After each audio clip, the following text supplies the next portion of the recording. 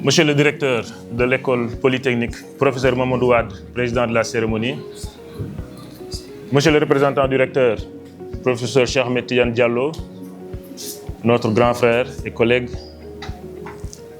représentant le recteur de l'université Iba Der Thiam empêché, et par ailleurs président du conseil d'administration, Monsieur le représentant du directeur de l'ENSA, Monsieur le directeur des classes préparatoires, Mesdames, Messieurs les directeurs d'UFR de l'université, les directeurs centraux de l'université Iba Der Thiam, Monsieur le directeur entrant, Monsieur Cheikh Tidiane Gaye, Monsieur le CSA du CROUS de Thiès, Ousmane Moussa Anne, Monsieur l'agent comptable, Mbaye Diallo, Mesdames, Messieurs les chefs de division et chefs de service du CROUS, Mesdames, Messieurs les secrétaires généraux des syndicats et les responsables délégués de personnel, chers collaborateurs, chers partenaires, chers représentants des étudiants, les représentants des amicales d'étudiants, chers invités, chers amis, chers collègues, amis de l'université Iba Der Thiam, Mesdames et Messieurs, je voudrais avant toute chose rendre grâce à Allah, le Tout-Puissant, qui m'a donné l'opportunité de servir cette institution qui m'a accompagné tout au long de cette mission. C'est avec une émotion que je ne chercherai pas à dissimuler que je me tiens devant vous aujourd'hui. Une passation de service n'est jamais un simple acte administratif. C'est un moment où l'on regarde le chemin parcouru et avant de tendre la main à celui qui va poursuivre la marche. C'est aussi, pour celui qui s'en va, le moment de confronter la parole donnée aux actes posés. Et c'est précisément par là que je voudrais commencer. Le 19 juillet 2024, au moment de ma prise de fonction à la tête du CROUS de Thiès, j'avais pris devant vous 4 engagements qui devaient guider notre action. La digitalisation des processus de gestion et des services offerts aux étudiants, la promotion de l'action citoyenne par et pour les étudiants, la mise en œuvre d'une politique RH inclusive et incitative, et le développement de partenariats féconds et durables. Je n'ai jamais varié de ce cap. Aujourd'hui, au moment de transmettre cette responsabilité à M. Gaye, je peux dire avec sérénité que ces engagements ne sont pas restés les mots d'un discours d'installation. Ils ont guidé notre action et se sont traduits par des réalisations concrètes. Je ne dis pas que tout a été fait. Je dis simplement que nous avons essayé de tenir parole et de faire avancer l'institution sur chacun de ces axes annoncés. Je voudrais également avoir une pensée reconnaissante pour mes prédécesseurs, M. Moustapha Gueye et M. Cheikh Sall. Une institution ne commence jamais avec celui qui la dirige aujourd'hui. Ils ont posé des fondations sur lesquelles nous avons construit. De la même manière, j'espère que ceux qui viennent après nous construiront sur ce que nous leur transmettrons. C'est cela, au fond, la continuité de l'État. Très rapidement, nous avons compris qu'aucune ambition ne pouvait être durable sans une administration solide, organisée, de se transformer elle-même. Nous avons donc engagé une réorganisation du CROUS. Nous sommes passés de 6 à 8 divisions opérationnelles, avec notamment la création de la division des systèmes d'information, la structuration de la division de l'accueil et de l'accompagnement social et l'érection de la restauration en rang de division.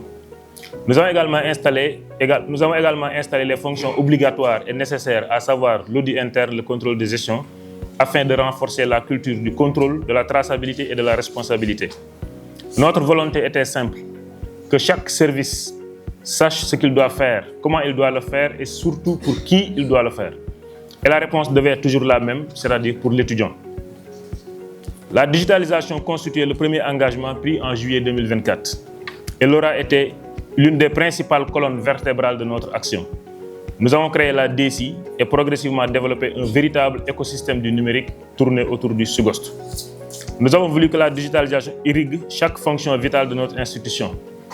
Un module RH pour moderniser et fiabiliser la gestion de nos ressources humaines, un module médical pour numériser le suivi sanitaire de nos étudiants et fluidifier la prise en charge médicale, un module financier pour assurer la traçabilité, la rigueur et la transparence de notre gestion budgétaire. Notre ambition n'était pas seulement de remplacer le papier par un écran, elle était de changer notre manière de travailler, de piloter et de servir. Avec SIGOST, nous avons digitalisé l'inscription, la restauration et l'hébergement. Mais surtout, cette plateforme nous a permis de rapprocher davantage le CROUS de l'étudiant et l'étudiant du CROUS. Elle facilite l'accès à certains services et permet également à l'étudiant de donner son avis sur la qualité des prestations reçues. Ce retour direct nous aide à mieux identifier nos insuffisances, à améliorer progressivement nos services et à renforcer notre proximité avec les bénéficiaires. Sigost a également produit des bénéfices très concrets en matière de gestion.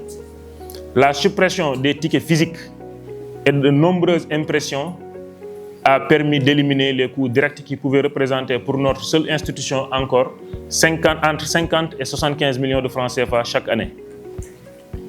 À l'échelle nationale, nos évaluations montrent qu'une généralisation du dispositif permettrait d'économiser au moins 600 millions par année en frais d'impression, sans même compter les nombreux gains indirects.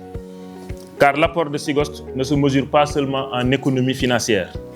C'est aussi plus de transparence, une meilleure maîtrise des chiffres, un suivi plus précis de la consommation et une meilleure capacité de prévision budgétaire. Une généralisation du dispositif offrirait également au niveau central une visibilité beaucoup plus précise sur l'activité des différents centres des œuvres universitaires et permettrait ainsi un meilleur pilotage du système à l'échelle nationale.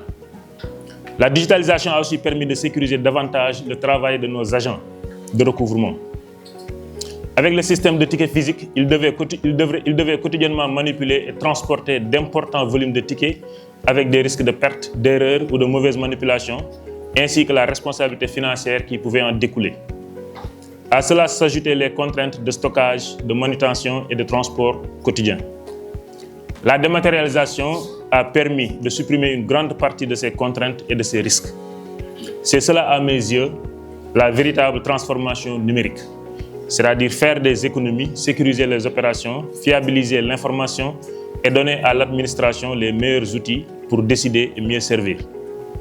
Il reste naturellement des choses à faire, mais le patrimoine numérique existe aujourd'hui et doit être consolidé, sécurisé et développé. Sigost porte d'ailleurs désormais une ambition qui dépasse le Crous de Thiès. Je voudrais à cet égard remercier le professeur Daouda Ngom, qui, alors ministre de l'Enseignement supérieur, avait pris devant la représentation parlementaire l'engagement d'accompagner le déploiement de Sigost dans l'ensemble des centres des œuvres universitaires sociales. Cet engagement avait ensuite été confirmé devant les responsables des autres centres, mes homologues. Les modalités de cette généralisation ont déjà été travaillées en interne et doivent désormais être partagées et consolidées avec les différentes parties prenantes. Je remercie également le ministre actuel, Dr Boubacar Camara, pour l'accompagnement apporté à la poursuite de cette dynamique. Et je veux associer directement à cette transformation le brillant Moussa Fofana,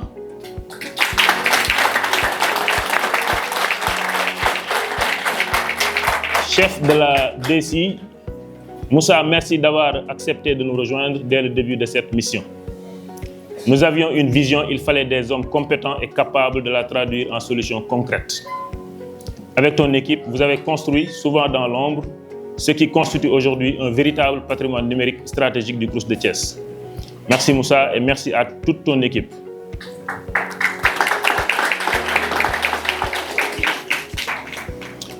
Nous avons également voulu que le Crous soit davantage présent auprès de l'étudiant, particulièrement lorsque celui-ci traverse une situation de vulnérabilité. C'est dans cet esprit que nous avons structuré la division de l'accueil et de l'accompagnement social. Je voudrais saluer ici M. Salou Thiam, conseiller en travail social, qui a contribué avec beaucoup d'engagement à installer ce service, à former les agents et à développer au sein des équipes une véritable culture de l'accompagnement social. Nous ne voulions pas d'un Crous qui se contente de donner un lit ou d'un repas. Nous voulions également un Crous qui écoute, qui accompagne, qui sait détecter la vulnérabilité. Des prises en charge sociales et psychosociales ont été développées, des groupes de parole organisés et des actions de proximité conduites presque dans toutes les chambres. On me dit qu'il ne reste que l'ENSA où on n'a pas atteint toutes les chambres, des résidences et dans les maisons d'amicales à l'extérieur de l'université. Des milliers de tickets de restauration ont été attribués aux étudiants vulnérables, auxquels se sont ajoutées des aides médicales, des kits d'hygiène, des lunettes correctrices et différents appuis sociaux. Nous avons voulu aller vers les étudiants plutôt que d'attendre systématiquement qu'ils viennent vers l'administration. Parce que derrière le mot étudiant, il y a toujours une personne, une histoire, des ambitions et parfois des fragilités que l'administration doit savoir entendre. Notre deuxième engagement concernait la promotion de l'action citoyenne par et pour les étudiants. Le job étudiant a été une illustration concrète. Accompagner des étudiants ayant besoin de ressources tout en les associant à l'amélioration de leur propre cadre de vie à travers des activités de nettoyage, de salubrité, d'entretien de l'environnement et des espaces verts. Nous avons ainsi voulu faire de l'étudiant non seulement un bénéficiaire, mais aussi un acteur de son campus, tout en lui offrant une première expérience professionnelle et la possibilité de poursuivre ses études plus dignement grâce à son propre travail. Nous avions également pris l'engagement de conduire une politique RH inclusive et incitative. Nous avons cherché à améliorer concrètement les conditions et les outils de travail pour renforcer les équipements des services et à offrir aux agents un environnement leur permettant de mieux exercer leur mission. Nous avons considéré qu'améliorer les conditions de travail devait relever d'une démarche normale de management, sans attendre nécessairement que cela devienne une revendication. Mais une politique RH inclusive ne signifie pas une politique sans exigence. Reconnaître les droits du personnel, améliorer ses conditions de travail et garantir ses rémunérations doit aller de pair avec le respect de ses obligations. Nous avons donc fait de la rigueur administrative un principe assumé. Nous avons exigé le travail, l'assiduité, la ponctualité, le respect de la hiérarchie et surtout le respect de l'usager, à savoir l'étudiant. Je sais que cette exigence a parfois irrité, mais c'était juste nécessaire. Parce que lorsqu'on appartient au service public, servir n'est pas une faveur que l'on fait à l'usager, c'est une obligation. Et au Crous, notre premier usager demeure l'étudiant. Nous avons également considéré que le dialogue avec les partenaires sociaux était indispensable. Nous avons discuté, consulté, associé, mais nous avons toujours estimé que le dialogue social ne devait pas devenir une cogestion de l'institution. Les responsabilités que le texte confère au directeur doivent être exercées et assumées par le seul directeur. J'aurais souhaité que ce dialogue porte encore davantage sur les questions qui créent durablement de la valeur pour les travailleurs et pour l'institution. Les conditions de travail, la formation, les équipements, la qualité du service, la modernisation et la performance collective. Mais cette rigueur que nous avons exigée des autres, nous avons également voulu l'appliquer à nous-mêmes. Nous avons notamment veillé à ce que chaque recrutement effectué soit effectivement couvert par les crédits budgétaires dédiés à la masse salariale. Cette discipline était essentielle pour éviter que les dépassements budgétaires ne se traduisent à terme par des retards de paiement au détriment des agents. À la date de cette passation, la masse salariale demeure maîtrisée et il subsiste encore jusqu'à la fin de l'exercice en cours une marge budgétaire disponible. Nous avons également veillé à ce qu'aucun retard de salaire imputable à notre gestion interne ne pénalise les agents. Cette même philosophie a guidé les projets infrastructures que nous avons engagés. Nous avons veillé à ce que les opérations lancées soient adossées à des crédits budgétaires disponibles pour les prises en charge. Notre volonté était de ne pas laisser à l'institution des projets annoncés ou engagés sans ressources permettant d'en assurer la continuité. Ainsi qu'il s'agisse des recrutements de la masse salariale ou des projets infrastructures, notre principe a été le même. Engager ce que l'institution est effectivement en mesure d'assumer. Cette même exigence a guidé nos relations avec nos fournisseurs et nos partenaires. J'ai toujours considéré qu'une administration qui exige de ses partenaires le respect de leur engagement doit elle-même respecter les siens. Lorsqu'une prestation était régulièrement exécutée ou une fourniture correctement livrée, nous avons veillé à en diligenter le traitement et le paiement sans condition.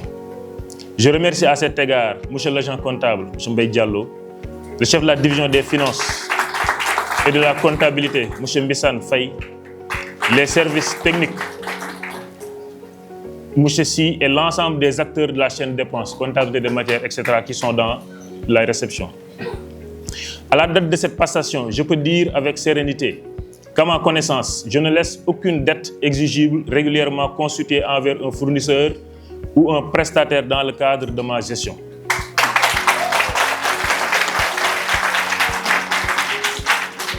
Les situations restantes concernent des opérations en cours ou des dossiers ne réunissant pas encore toutes les conditions de prise en charge. Elles sont identifiées et transmises à mon successeur. Pour nous, il s'agissait à la fois d'une règle de bonne gestion et d'un engagement moral. Être exigeant envers nos partenaires, mais aussi être nous-mêmes dignes de confiance. À côté des transformations organisationnelles et numériques, nous avons également engagé des investissements importants. Des restaurants universitaires ont été rénovés, la chaîne du froid renforcée, des équipements renouvelés, des terrains multisports engagés et plusieurs projets structurants préparés. Le projet du campus privé du Crous de Thiès a notamment franchi une étape importante avec sa validation comme projet pouvant être structuré dans le cadre d'un PPP. Je voudrais cependant insister sur l'important programme de renouvellement des équipements de cuisine. Un lot de matériel et équipements d'un montant avoisinant 187 millions de francs CFA, préparé avec l'accompagnement des services techniques du ministère, doit prochainement être réceptionné. Il permettra de renouveler substantiellement les équipements de nos restaurants universitaires. Beaucoup d'efforts ont été consentis dans la restauration, notamment parce qu'elle constituait, à notre arrivée, l'une des principales préoccupations exprimées par les étudiants. Mais je le dis avec lucidité, la restauration universitaire reste encore un vaste chantier. Merci à M. Sakho pour les résultats probants obtenus.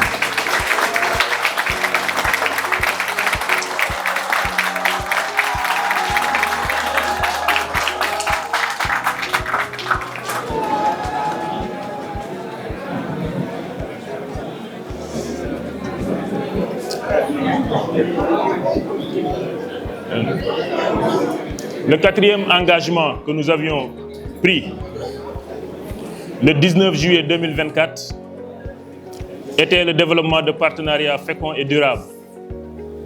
Aucune institution ne grandit seule. Nous avons donc ouvert davantage le Crous à son environnement national et international. Nous avons développé des relations de coopération avec différents acteurs, notamment le Cégep de Jonquière au Québec, le FESRAI, Eramet GCO, la SAR, la Société africaine de raffinage, la Fédération Kadior-Dianken ainsi que plusieurs autres partenaires. Nous avons également voulu ouvrir le Crous de Thiès au réseau international des œuvres universitaires francophones, notamment à travers son intégration au sein de l'AOUF, l'Association des œuvres universitaires de la francophonie. Je voudrais particulièrement remercier Horizon Sahel, avec qui nous avons développé un partenariat qui s'est récemment traduit par un important don de matériel médical d'une valeur avoisinant 100 millions de francs CFA. Derrière ces équipements, il y a surtout des étudiants qui pourront être mieux pris en charge et un plateau médical qui se trouve renforcé. Je veux ici saluer et remercier M. le CSA Ousmane Moussa Anne pour la rigueur, la persévérance et le pragmatisme avec lesquels il a conduit ces dossiers de partenariat jusqu'à son aboutissement. Nous avons engagé aussi récemment un partenariat particulièrement prometteur, portant notamment sur du matériel médical, des équipements de cuisine, du mobilier et du matériel informatique. Notre philosophie en matière de partenariat était finalement assez simple.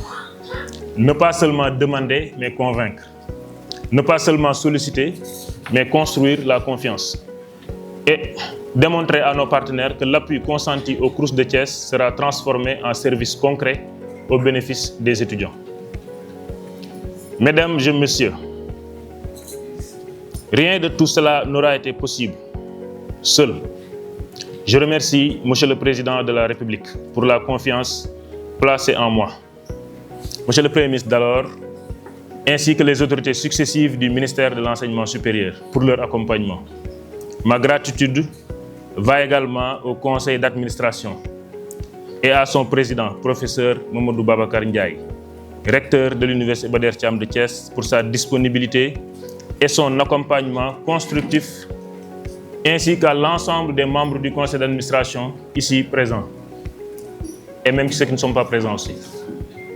J'adresse une reconnaissance particulière au professeur Mamadou Wade, directeur de l'école polytechnique de Thiès, véritable maison mère pour le Crous, puisque l'école polytechnique accueille notre centre médical, un bâtiment administratif, nos magasins, notre atelier, notre garage, ainsi que plusieurs autres installations indispensables à notre fonctionnement. Je remercie également les directeurs de l'ENSA, professeur Tandian Diaw, pour son accompagnement constant, ainsi que sa disponibilité. De la même manière, le directeur des CPGE, professeur Magaï Diop, et les directeurs des différentes composantes de l'université. J'aperçois devant moi professeur Mamadou Thiam, notre ami et frère. À mes collaborateurs, je veux dire que rien de ce qui a été réalisé ne l'a été par un seul homme. Je remercie le CSA, l'agent comptable, les chefs de division, les chefs des services, les partenaires sociaux et l'ensemble du personnel du CROUS, ainsi que les membres de mon cabinet, et particulièrement mes assistantes, Mme Ba et Mme Adja Ndiaye, pour leur disponibilité, leur professionnalisme et leur engagement. Je remercie enfin ma famille, particulièrement mon épouse, pour sa patience, ses prières et ses sacrifices. Mes amis ainsi que ma famille politique, PASTEF, les Patriotes.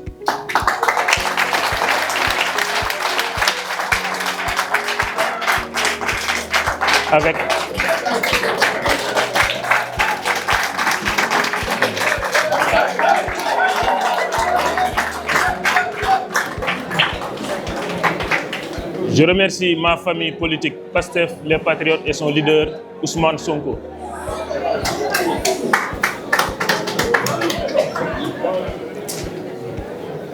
Avec laquelle je partage cette conviction que chacun doit servir là où il est placé avec compétence, intégrité et engagement. Les fonctions passent, les convictions demeurent. Monsieur le directeur entrant, je vous renouvelle mes félicitations et mes prières pour la réussite de votre mission, ainsi que ma totale disponibilité à vous accompagner dans la prise en main du service. Nous vous transmettons une administration structurée et une équipe solide, compétente et expérimentée. Si notre expérience ou notre connaissance de certains dossiers peut vous être utile, nous répondrons présents dans l'esprit le plus républicain, le plus loyal et le plus désintéressé possible, Inch'Allah. J'invite également l'ensemble des agents du CROUS de Thiès à vous accompagner avec loyauté, avec disponibilité et professionnalisme. Au-delà des personnes, seul compte la continuité du service public, comme l'a dit tout à l'heure le doyen M. Gaye. À vous, je ne dis donc pas adieu à l'œuvre commencée, je vous la confie, avec le souhait que vous consolidiez les acquis, que vous corrigiez les insuffisances et que vous allez encore plus loin. Pour ma part, je ne quitte pas le service public universitaire. Je suis un agent de l'Université Iba Der Thiam de Thiès, appelé temporairement à diriger le CROUS dans le cadre d'un détachement.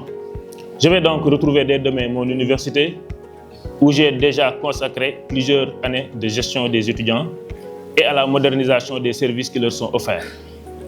Je retrouve ainsi un environnement et des chantiers que je connais, que je poursuivrai avec davantage encore de passion et d'engagement.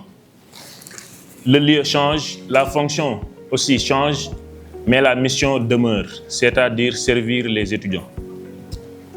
Voilà près de 13 années que cette mission traverse mon parcours professionnel, et après les nombreux témoignages reçus ces dernières semaines d'étudiants et d'anciens étudiants, je mesure davantage encore ce qu'elle représente pour moi. Servir les étudiants n'est pas seulement une fonction, ni même une passion, c'est devenu une véritable dévotion. Je vous remercie.